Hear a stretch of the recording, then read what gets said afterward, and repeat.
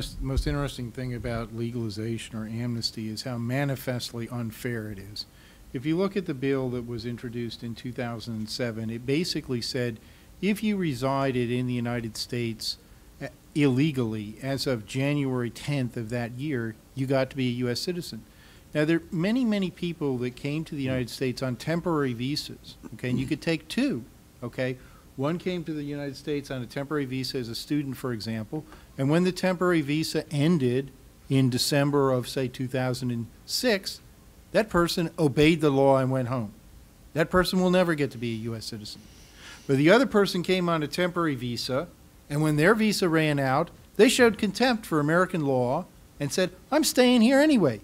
Now, which of those two people do we choose to be citizens? All right. Yeah.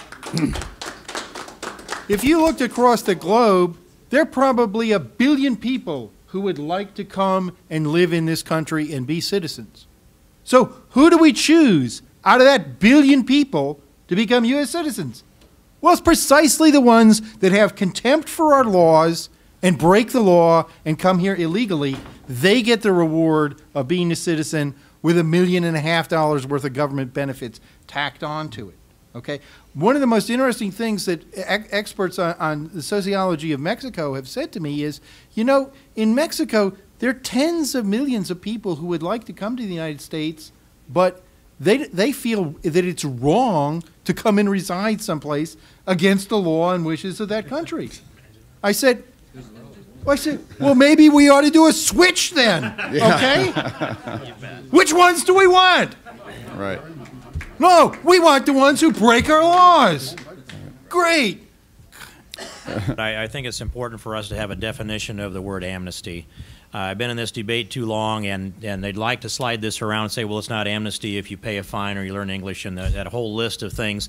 They'll adjust the qualifications to whatever it is they think will accommodate the open borders argument. But to grant amnesty is to pardon immigration lawbreakers and reward them with the objective of their crime.